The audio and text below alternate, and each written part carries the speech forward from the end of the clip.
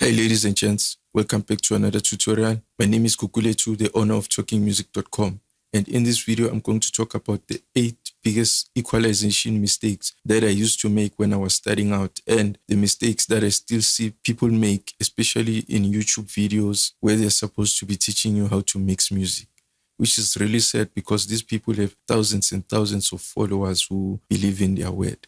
So I'm here to help you guys not to make the same mistakes that I used to make and the same mistakes that people are making, which will prevent you from getting professional mixes. So I'm here to help make sure that you do get professional mixes that will compete with your favorite songs. So the first mistake that I see is that people always recommend doing things by default. Now, what I mean by doing things by default is using a high-pass filter on everything. You can't use a high-pass filter on everything. I heard someone say when you equalize a snare, you have to remove all the low-end energy up until 114 hertz. That's just ludicrous. He said he's removing all these frequencies because he doesn't need them in the mix. That's not true. You do need those frequencies in the mix. So you can't be doing things by default. You have to have a valid reason. You can't tell me that I'm doing it because I don't need those frequencies. That's not a valid reason. That's just ludicrous. As you can see, let me show you in my vocal chain. As you can see, on vocals, I did create a high-pass filter. I created a high-pass filter because I know that whenever you record vocals, you might record them with the air conditioner on and the microphone will pick up that low-end energy. So you need to remove this stuff. Or maybe the vocals were recorded in a low-quality studio whereby cars were passing by and the vocalists were stomping their feet. So the microphone will definitely pick up that low-end energy. And you are using a condenser microphone most of the times when you record vocals. So the diaphragm will be vibrating, which will result in low-end rumble. So you have to remove those low-end energies. But when you're recording a snare drum, you're recording a snare drum using a dynamic microphone. So it won't pick up a lot of energy. So it's just ludicrous to say that you don't need those low frequencies. You have to have a valid reason as to why you're using high-pass filters or why you are removing muddy frequencies in the mid-range.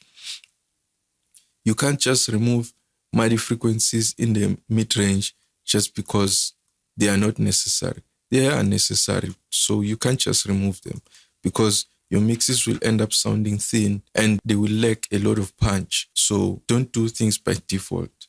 Always have a valid reason as to why you are removing frequencies or adding frequencies. Now let's move on to mistake number 2. Mistake number 2 is equalizing things in solo. That's a really big pitfall because you'll be listening to the sound in solo and then when you put it back into the mix, it won't fit with the other sounds. It will just sound good in solo. No one is going to listen to your snare in solo or your vocals in solo. So every time you make an EQ move, you have to make sure that it benefits the entire mix. When you create a cut, you have to listen to how it's affecting the other sounds that are in the mix. If you create a boost, you have to also listen to how it's affecting everything else that is in the mix. So always make sure that you don't do any EQ moves in solo. Avoid the solo pattern. If in case maybe you can hear what you're doing in context and you want to be sure that all the EQ moves that you're making are audible, then what you can do is to increase the volume a bit, not too much, just a bit, and then do your equalization and then bring back down the volume again. That's really important. Don't equalize things in solo or else they won't fit well with the other sounds in the mix. So don't equalize in solo. Another mistake is to equalize everything in the mix. Don't equalize everything in the mix. This is the biggest mistake that I used to make. I used to think that you have to add equalization on each and every sound. The best thing that you can do is to go back to the recording to fix the problem, go back to your VST instrument if you are using VST, or simply change the sample if you are using samples. Those are the 3 best options that you can do instead of equalizing everything. Only equalize when equalization is necessary. If I show you, as you can see, there's no equalizer on the overheads, there's no equalizer on the toms, bass, lead vocals, backings. As you can see, there's no equalization on the keys. There's no equalization on the organs, and so on and so forth. So you can't just equalize everything. Some things don't need equalization. You're better off going back to the recording and record the thing properly, or go back to your VST instruments or change the sample. Those are your three best options instead of relying on equalization. Don't equalize everything. Another mistake that I used to make was not to have a fair comparison of the before and after. Now let me use a parametric EQ so that I can give you a good example of what I'm talking about. Now the best thing about the FabFilter plugin is that it has an auto match EQ feature. So whenever you create a boost, and then let's say you create a cut,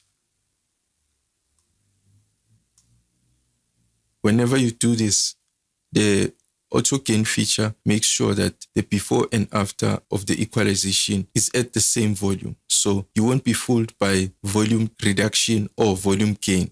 You'll always hear if your EQ changes are benefiting the mix or not. So this is a really important feature. But if your plugin doesn't have this feature, then you're going to have to rely on your output. Make sure that you put the volume so that you can have a fair comparison of the before and after and never be fooled by volume change. That's another mistake that I used to make. So make sure that you don't make the same mistake. Another thing is to rely too much on parametric equalizers. The thing with parametric equalizers is that you can visually see everything. Like this high shelf here, I can see that it's too big. So instead of relying on my ears, I'm relying on my eyes, which is really dangerous when you're mixing music. So that's why, if you can check in this mix, I'm using an analog style equalizer. As you can see, I'm relying on my ears most of the times. I'm not looking at how much boost I'm making or how much of a cut I'm making. I'm just relying on my ears. So that's why using these analog emulation plugins is really important when you're mixing music, because you're not relying on your eyes. You're relying more on your ears. And your ears will tell you if you're boosting too much or if you still need a boost or another cut. And another mistake that I used to make is to use a lot of narrow cuts. Now, what I would do was to go into the frequency spectrum and then look for resonant frequencies and then create a cut and then find another and then create a cut and then find another resonant frequency and then create a cut. These cuts will create a lot of phase shift issues. So you don't need to do this stuff. Make sure that when you are creating a cut, you create a good broad cut. This applies to boosts as well. Create a boost that is more wider, and that way you'll get a good sound. Instead of doing narrow cuts, you do one big wide cut. That's the biggest mistake that I used to make. Creating a lot of narrow cuts will create a lot of phase shift to your sound. So make sure that you avoid creating a lot of narrow cuts. Another thing which I did touch a little about when I was talking about being visual is that you can't be afraid of creating aggressive boosts or cuts. This is mixing, this is not mastering. When it comes to mastering, then you might want to be careful about the amounts of cuts and boosts that you create because you're affecting the entire song. But when it comes to mixing, then you can't be afraid of creating big cuts and big boosts. The only thing that matters is whether it sounds good or it doesn't sound good. If I show you my snare here, as you can see, I boosted 8 dBs for the present, and then I boosted 7 dBs to add punch. And then on the EQ, I also boosted another 9 dBs in the higher frequencies and another 7 dBs around 150 Hertz just to add punch. So don't be afraid of making aggressive moves. The only thing that matters is whether it sounds good or not. It's not about looking at things. Don't rely on your eyes. Rely on your ears. So don't be afraid of being aggressive with your equalization. And then finally, another biggest mistake that a lot of people make. I don't make this mistake, but I see a lot of people make this mistake. They don't read the manual. There's a lot of things that you'll never know about the plugin if you don't read the manual. Reading the manual is really, really important to know the plugin that you are using, and you'll know when not to use it. You see, you can't just open your door and then just browse and guess which equalizer will work. That's the disadvantages of technology. You have access to a lot of things, and that way you end up just using anything. So make sure that you read the manual of the plugin so that you can know the benefits of the plugin and its weakness as well, so that you can use it more effectively. And the manual will give you a lot of tips that you didn't even know. So make sure that you check out the manual of the plugin that you are using. Don't just use it without reading the manual. Those are the 8 most EQ mistakes that I see a lot of people make. And I used to make those mistakes. So make sure that you avoid all those mistakes. And that's all for today. We'll talk again tomorrow. If you want more detailed tutorials about mixing, then make sure you check out talkinmusic.com/books. If you found value in this tutorial, make sure that you smash the like button. Don't forget to click subscribe if you haven't done so, and click the notification bell so that YouTube notifies you. If you're not part of the notification squad, then what are you doing? Make sure that you join the notification squad. And that's it for today. We'll talk again tomorrow. Cheers.